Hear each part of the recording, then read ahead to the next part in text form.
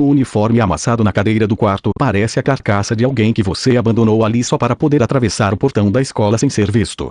Mas a verdadeira piada é que, enquanto você finge prestar atenção na aula de biologia, o seu polegar já desenha no bolso da calça o traço invisível de um roteiro idiota que talvez salve a sua semana inteira do anonimato. São 3 da manhã e você está encarando o teto do quarto, ouvindo o cooler do notebook rodar como se fosse uma turbina de avião prestes a decolar.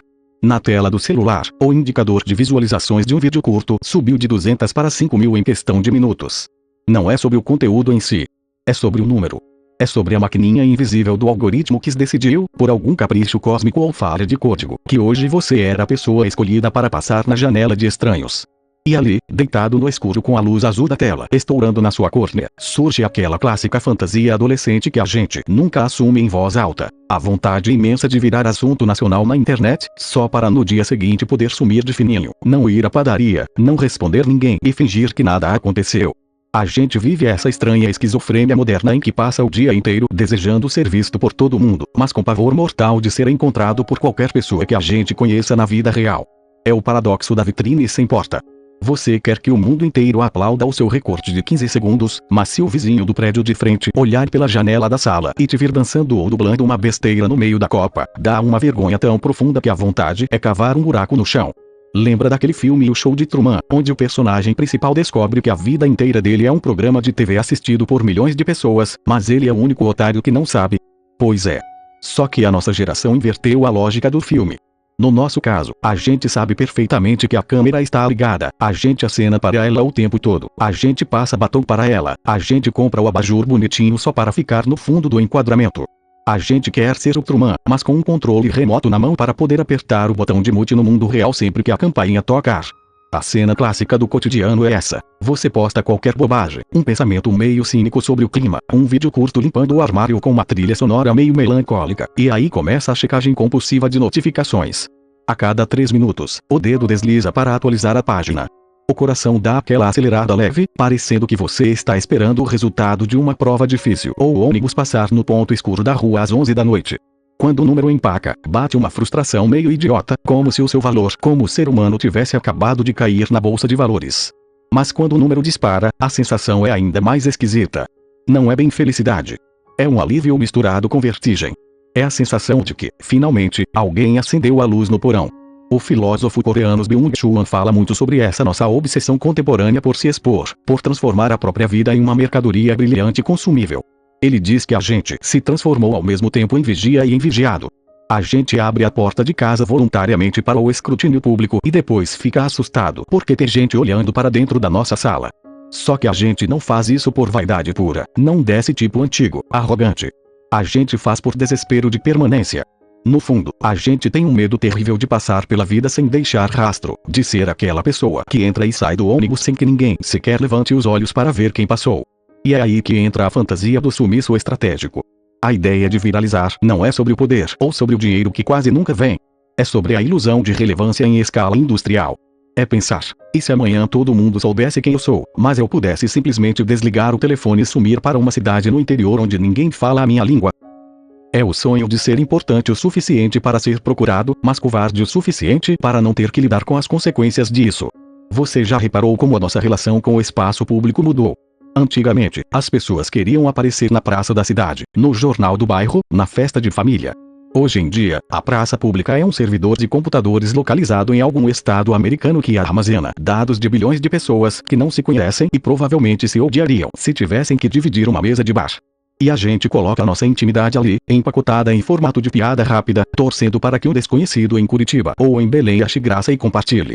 Isso me lembra muito aquela dinâmica de quando a gente era criança e brincava de se esconder atrás da cortina da sala. O pé ficava para fora, a ponta do vestido aparecia, mas a gente tinha certeza absoluta de que estava invisível porque os olhos estavam fechados.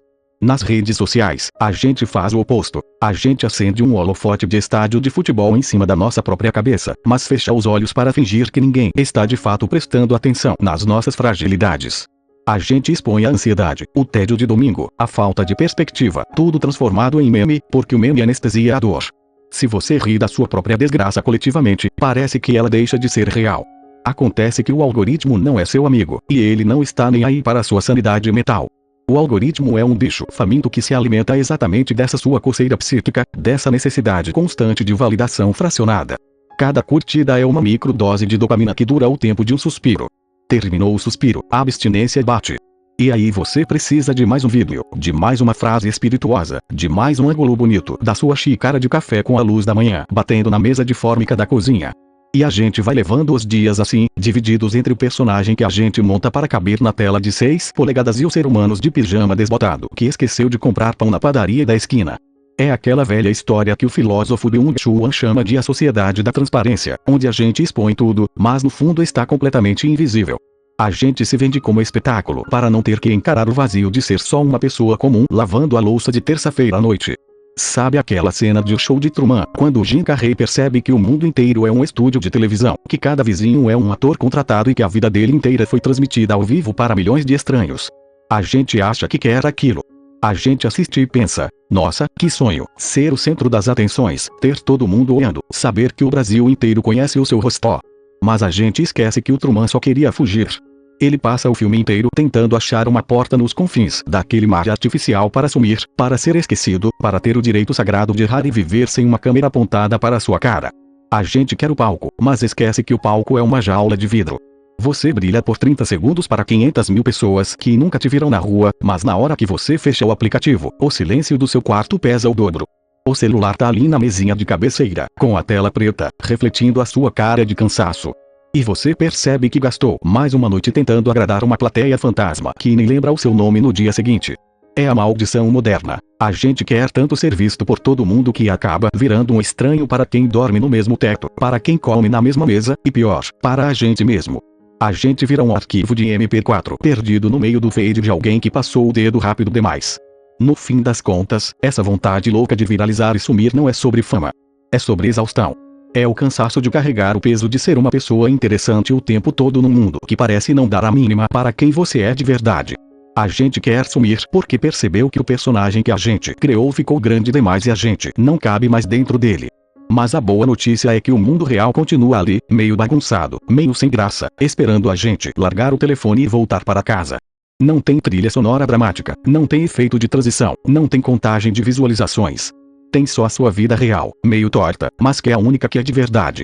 Então da próxima vez que bater aquela vontade de gravar um vídeo genial só para ver o número subir na tela, lembra do Truman. Acha a porta, desliga o Wi-Fi, vai comer um pão com manteiga na cozinha e deixa o algoritmo falando sozinho no escuro.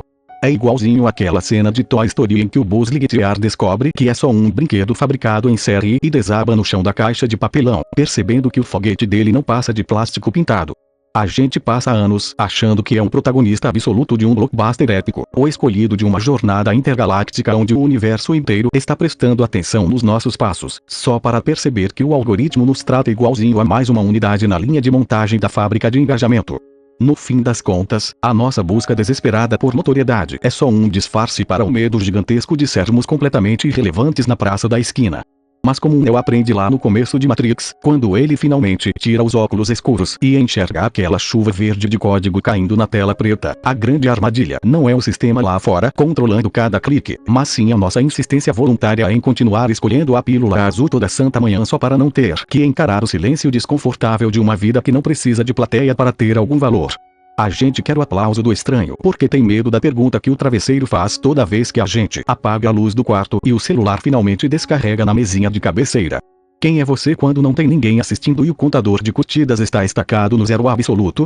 É essa resposta que a gente tenta abafar com notificação nova, luz de LED piscando na cara e roteiro ensaiado na frente da câmera do celular. Só que a paz de espírito não vem embrulhada em formato de vídeo de 30 segundos com trilha sonora estourada. Ela está bem ali, escondida nas pequenas coisas que não dão viés nenhum, mas que fazem a gente lembrar que tem carne, osso e pulsação debaixo dessa carcaça digital. Então fecha essa aba, joga a ilusão no lixo e vai viver o seu dia sem nenhuma testemunha ocular. Obrigado por ouvir. Deixa o like, e não foi ChatGPT no piloto automático.